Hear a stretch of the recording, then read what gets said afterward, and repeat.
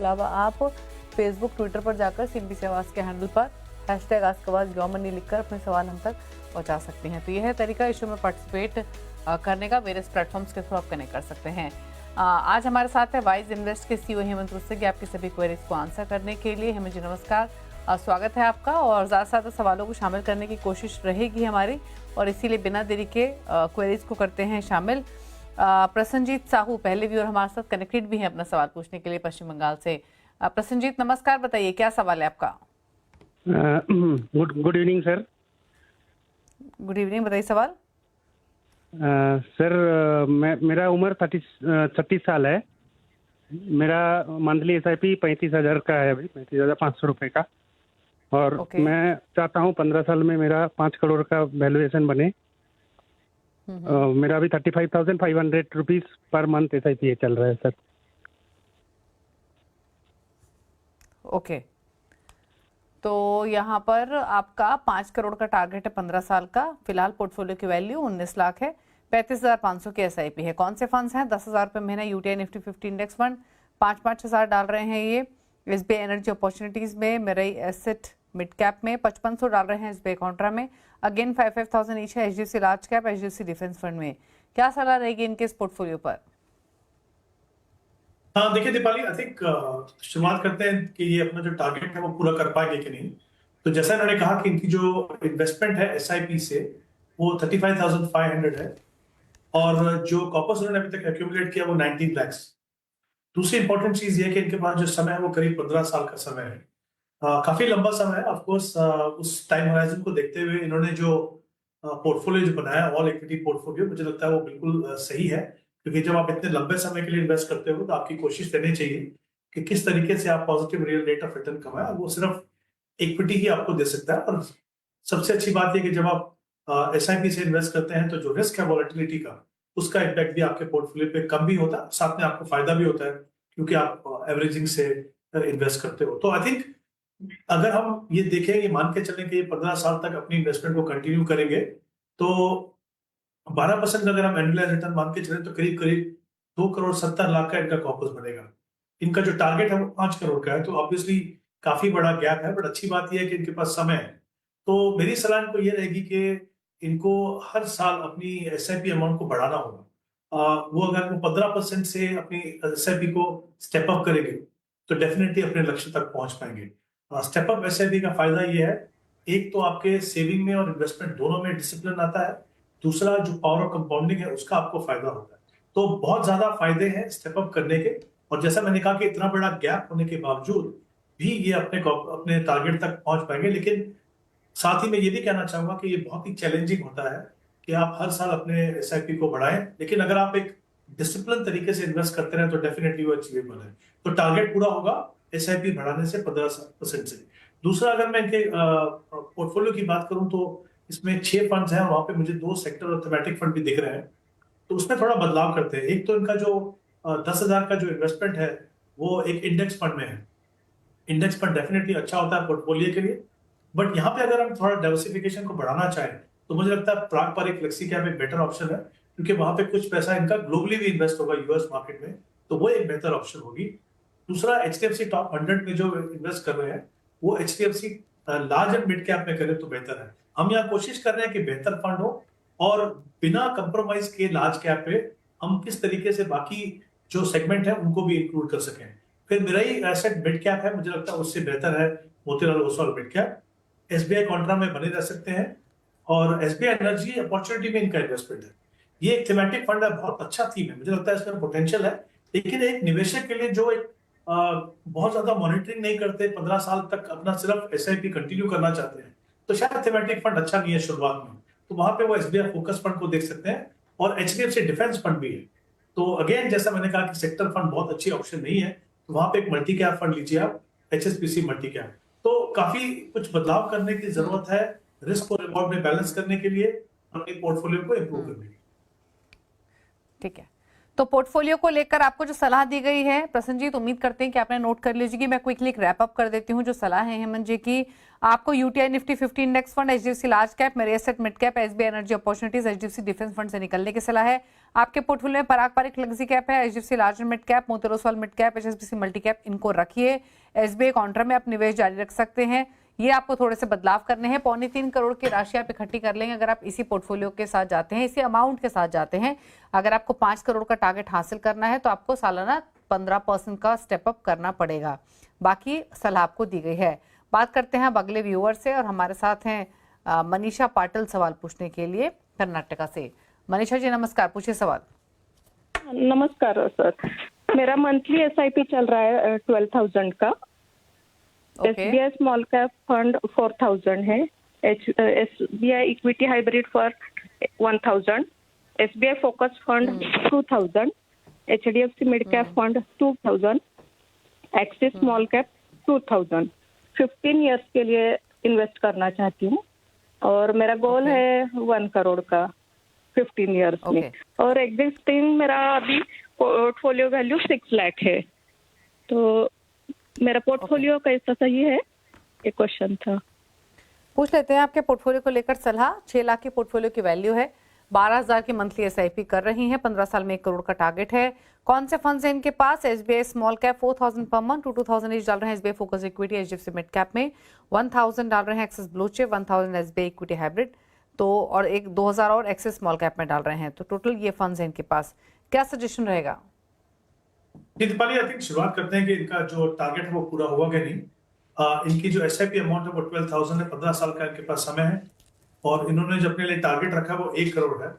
अच्छी बात यहाँ पे भी वही है कि बहुत लंबा समय है और अगर आप रेगुलरली इन्वेस्ट करते हैं तो अगर आपका टारगेट बड़ा भी हो तो अगर आप सही अमाउंट इन्वेस्ट करें तो उसको अचीव कर पाएंगे। तो मेरे हिसाब से अगर ये अपने प्रोसेस को बिना किसी रुकावट के कंटिन्यू करते हैं तो उस 1 करोड़ तक ऑलमोस्ट पहुंच जाएंगे।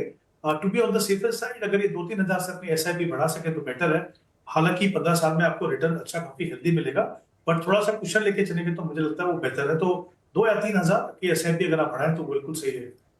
अगर मैं इनके पोर्टफोलियो को देखूं अभी तो करीब 6 फंड है इनके पास।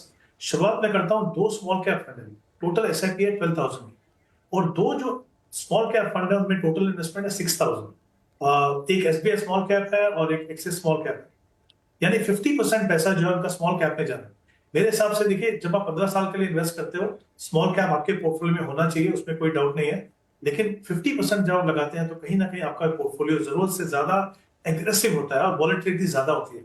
इसको आप कम कीजिए, एक्सिस स्मॉल कैप में कंटिन्यू करते रहिए 2,000, एसबीआई स्मॉल कैप में जो आप 4,000 पे इन्वेस्ट कर रहे हैं उसको आप एसबीआई कॉन्ट्रा में लेके आइए। तो एक तो कॉन्ट्रेडियन बेट, मुझे लगता है ये अच्छा समय है एक कॉन्ट्रा फंड को लेने के लिए, और कहीं ना कहीं आपका जो एक्सपोजर लार्ज कैप और मिड कैप में डेफिनेटली बढ़ेगा। तो ये 2 चेंज करने हैं आपको।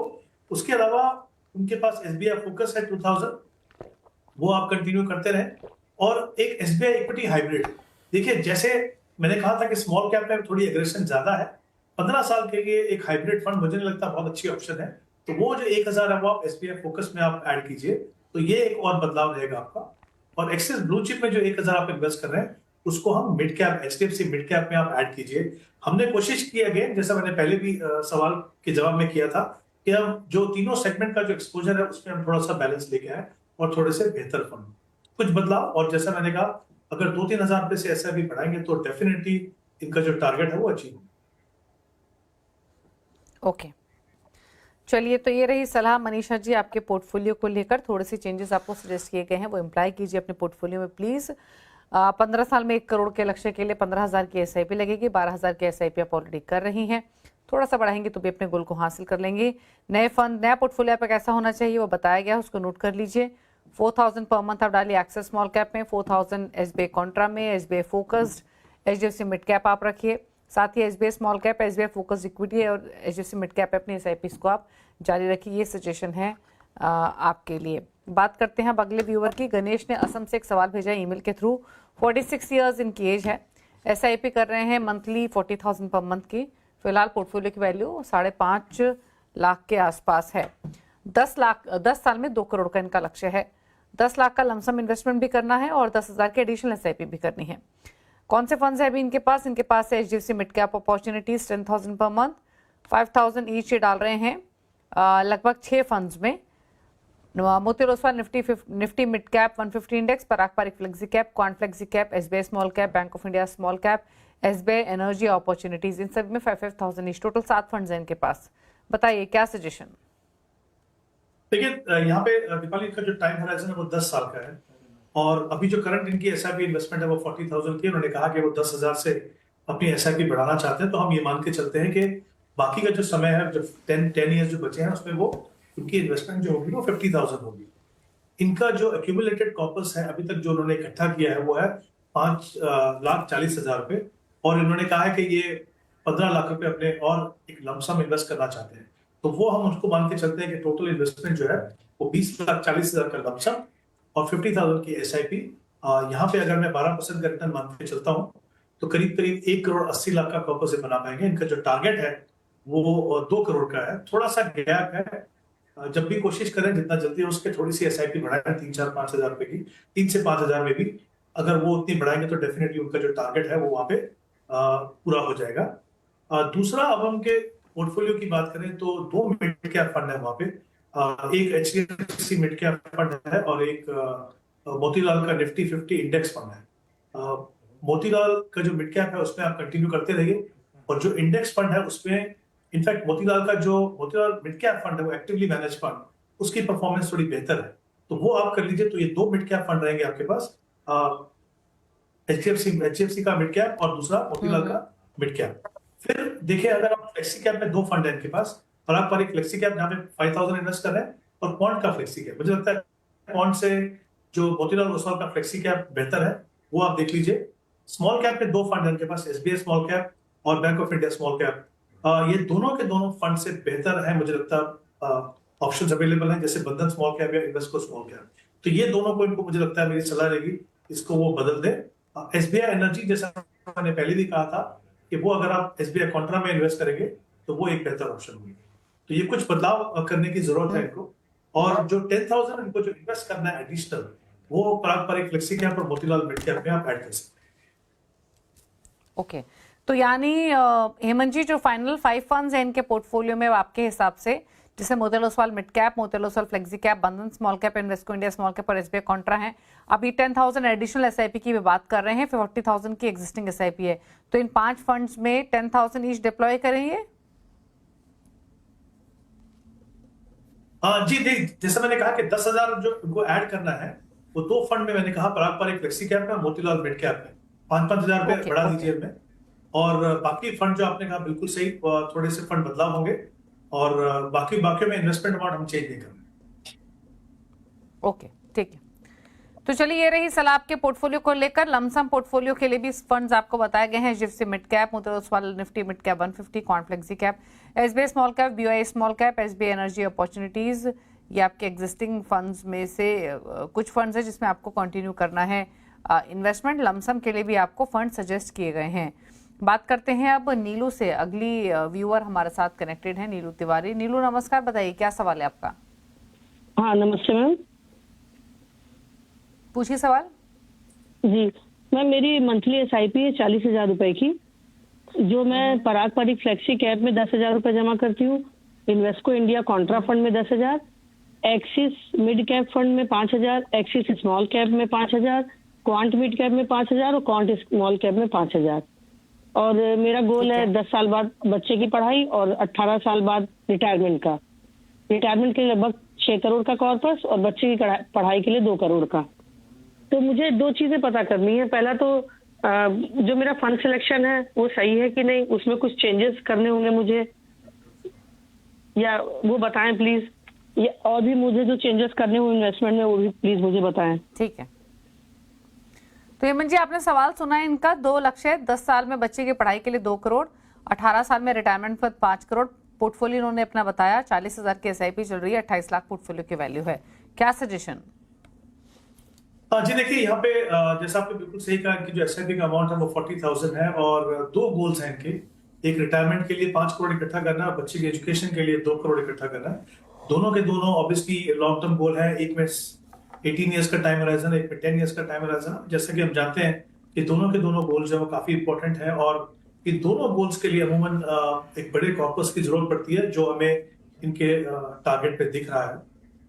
अगर मैं इनकी 40,000 की SIP उसको कंसिडर करता हूँ अगले 18 ईयर्स तक, 12% के रिटर्न के हिसाब से, तो इनका जो कॉर्पस है वो 5 करोड़ बनेगा। यानी इनका जो पहला जो गोल है रिटायरमेंट का, अभी जो इन्वेस्टमेंट कर रहे हैं 40,000 की एसआईपी से, वो बिल्कुल पर्याप्त है, वो पूरा होगा। लेकिन इसका मतलब यह है कि जो उनका दूसरा गोल है, जो बच्चे के एजुकेशन के लिए, जहां पर को 10 साल के बाद 2 करोड़ चाहिए, उसके लिए इसमें एक्चुअली कोई भी इन्वेस्टमेंट बचती नहीं है। तो जाहिर सी बात है, दो तरीके हैं इसको ठीक करने के। अगर ये 10 साल में 2 करोड़ का कॉर्पस बनाना चाहती हैं, तो फिर इनको 80,000 की इन्वेस्टमेंट करनी होगी, क्योंकि समय कम है और एवरेज होल्डिंग पीरियड और भी कम है। तो और 12% का रिटर्न मानेंगे तो 80,000 इन्वेस्ट करना है, जो शायद पॉसिबल हो या ना हो, ये उनको देखना है। बट उसके अलावा एक और तरीका हो सकता है कि आप जो टारगेट आपने रखा है फिलहाल, उसको थोड़ा सा रियलाइन करें। कि अगर आपको प्रायोरिटी बच्चे के एजुकेशन को देनी है फिलहाल, तो आप रिटायरमेंट को भी इग्नोर नहीं कर सकते हैं। तो मे बी उसको आप डिवाइड कर दीजिए कि 2 करोड़ आप बच्चों के एजुकेशन और 3 करोड़ अपने रिटायरमेंट के लिए, और आगे जैसे जैसे पॉसिबल हो उस इन्वेस्टमेंट अमाउंट को बढ़ाएं, तो फिर आप दोनों गोल्स को पूरा कर पाएंगे। लेकिन ये बहुत क्लियर है कि इस समय पे इनको थोड़ा प्रायोरिटीज करने की जरूरत है, अगर अब इनको दोनों गोल्स को पूरा करना है। एक तो ये हो गया। दूसरा, जो इनकी जो पोर्टफोलियो, उसमें दो बदलाव मुझे लगता है करने की जरूरत है। कौन मिड कैप की जगह पे मोतीलाल ओसवाल मिड कैप, और कौन स्मॉल की जगह पे बंधन स्मॉल कैप, जैसा मैंने पहले सवाल के जवाब में भी कहा था। ये दो फंड में अगर आप बदलाव करें, बाकी जो फंड्स हैं वो बिल्कुल सही है, उसमें बदलाव करने की जरूरत नहीं है। ओके, चलिए, तो ये रही सलाह आपके पोर्टफोलियो को लेकर नीलू, उसी के हिसाब से आप बदलाव कर सकती हैं। रुक रहे हैं इसी के साथ एक ब्रेक के लिए, लौटेंगे कुछ और क्वेरीज। हेमंत जी हमारे साथ बने हुए हैं, जल्द वापस आते हैं।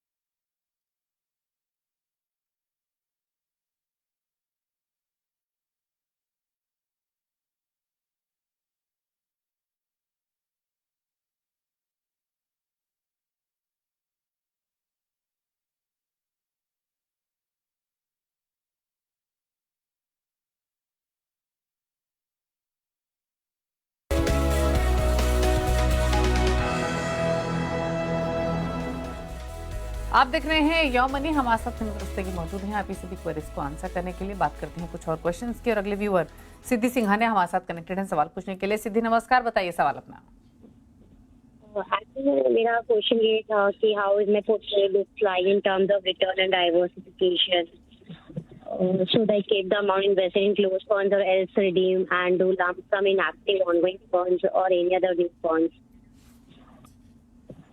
ओके, तो कौन से फंड है जहां पर आपने SIPs बंद की हैं? क्योंकि आपने लिखा है अपने सवाल में कि आपने जो फंड्स में निवेश बंद किया है, क्या उनको दोबारा शुरू करें या किसी लमसम किसी फंड में डालें। 3 लाख के आसपास का लमसम इन्वेस्टमेंट करना चाहती हैं, तो क्योंकि आपने जो पोर्टफोलियो भेजा उसमें एक्टिव फंड्स आपने लिखे हैं और कुछ लमसम फंड्स लिखे हैं, तो कुछ ऐसे फंड्स भी हैं जो इस लिस्ट में शामिल नहीं है और जहां पर आप SIP डिसकंटिन्यू कर चुके हैं?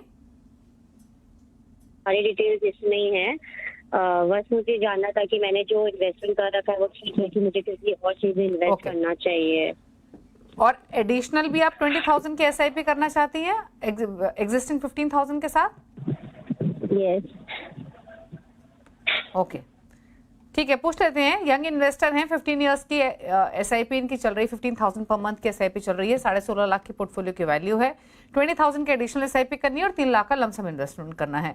कौन से फंड्स है? Mirae Asset large mid cap 3,000, Quant ELSS tax saver 3,000, Kotak emerging equity, पारंपरिक flexi cap, Quant small cap, इन सब में 3,000 ईच डाल रही हैं। लमसम फंड कहाँ है? Axis blue chip 4 lakh, 2 lakh Axis ELSS tax saver, 1.25 lakh का Aditya Birla tax relief 96, 1.25 lakh Kotak flexi cap और 75,000 बंधन ELSS में। क्या सजेशन इनके लिए? ये सबसे पहले तो मैं कहना चाहूंगा, जैसे उन्होंने कहा कि इन्होंने एक इमरजेंसी फंड भी बनाया 5 लाख का और वो पैसा जो है फिक्स डिपॉजिट में रखा है, तो आई थिंक बहुत अच्छा स्टेप है। हम हमेशा कहते हैं कि जब भी अपना इन्वेस्टमेंट प्रोसेस शुरू करो उससे पहले एक इमरजेंसी फंड बना लो, तो आई थिंक बहुत ही अच्छी स्ट्रेटजी, बहुत ही अच्छी शुरुआत। और इनके पोर्टफोलियो में अगर हम देखें तो पोर्टफोलियो के 2 हिस्से हैं। एक वो फंड है जहाँ पे वो 15,000 की SIP कर रहे हैं अभी, और दूसरे वो फंड है जहाँ पे उन्होंने SIP को बंद किया। तो दोनों को अलग तरीके से हम अगर एनालाइज करें तो 15,000 की SIP 5 फंड में चल रही है, जैसा आपने कहा 3,000 की 5 फंड में इन्वेस्टमेंट है। वहां पे मुझे लगता है 2 फंड्स को चेंज करने की जरूरत है। मेरे एसेट का लार्ज एंड मिड कैप, उससे बेहतर फंड्स है लार्ज एंड मिड में। हमने Motilal Oswal large and mid की बात की, हमने बंधन कोर की बात की, तो उनमें से कोई एक फंड दे दीजिए, मुझे लगता है वो बेहतर ऑप्शन है। क्वांट स्मॉल कैप की जगह पे भी हमने बंधन स्मॉल कैप की बात की थी, या तो फिर इन्वेस्को स्मॉल कैप, इन दोनों में से कोई एक फंड ले लीजिए। तो वो बदलाव आपको करने की जरूरत है जो एग्जिस्टिंग आपकी जो करंट SIP चल रही है। अब अगर हम उन फंड्स की बात करें जहां पे SIP बंद कर चुके हैं, तो एक्सिस ब्लू चिप है, उसमें आप कंटिन्यू करते रहिए। फिर दो या 3 ELSS फंड है। अगर उन तीनों फंड्स में 3 साल का जो कंपल्सरी लॉक इन पीरियड खत्म हो गया है, तो फिर डेफिनेटली आपके पास ऑप्शन है कि आप दूसरे फंड्स को देखें। जैसे एक्सिस का जो ELSS फंड है उसकी जगह पे अगर आप चाहें तो एक्सिस मल्टी कैप देख सकते हैं। बंधन ELSS के सामने आप बंधन कोर इक्विटी देख सकते हैं। और ABSL का जो ELSS फंड है उसमें बहुत ज्यादा अमाउंट नहीं है, तो वो चाहें तो आप बंधन कोर इक्विटी में क्लब कर सकते हैं। तो ये जो ELSS है, अगर 3 साल का पीरियड कंप्लीट हो चुका है लॉक इन, तो वहां से निकल के आप इन फंड्स में आप इन्वेस्ट कर सकते हो। अब इन्होंने कहा कि 20,000 की इनको एडिशनल SIP करनी है, तो जो फंड अगर ये कंसीडर करते हैं, जिस फंड की मैंने बात की, तो 5,000 Motilal Oswal large and mid में, 5,000 पारंपरिक फ्लेक्सी कैप जो उनके पोर्टफोलियो में पहले से है, एक्सेस मल्टी कैप फंड और बंधन कोर, इन चारों फंड में 5,000 ईच आप इन्वेस्ट करें, तो जो एडिशनल इन्वेस्टमेंट है, टोटल इन्वेस्टमेंट आपकी 35,000 की SIP से। तो डेफिनेटली स्कोप है आपके पास अपने पोर्टफोलियो को बेहतर बनाने के लिए, क्योंकि आप लॉन्ग टर्म इन्वेस्टर हैं। ओके, चलिए, तो ये रही सलाह आपके पोर्टफोलियो को लेकर। चेंजेस आपको रेकमेंड किए गए हैं। नए फंड्स कौन से ऐड करने हैं उसके बारे में भी आपको जानकारी दी गई है, अकॉर्डिंगली आप चेंजेस कर सकते हैं। लेकिन चलिए पूछ लेते हैं हेमंत जी के टॉप 4 फंड्स। हेमंत जी बताइए आपकी फंड चॉइसेस क्या हैं? जी Deepali, I think multi cap में मैं कहूंगा कि HSBC multi cap large and mid में 2 फंड्स की हमने बात की, Motilal Oswal large and mid और बंधन कोर और इन्वेस्को फोकस फंड। मुझे लगता है ये अच्छे फंड्स हैं किसी भी लॉन्ग टर्म इन्वेस्टर के लिए, या तो एग्जिस्टिंग इन्वेस्टर हो या कोई नया इन्वेस्टर जो अपना इन्वेस्टमेंट शुरू कर रहे हैं, तो इन फंड्स को कंसीडर कर सकते हैं।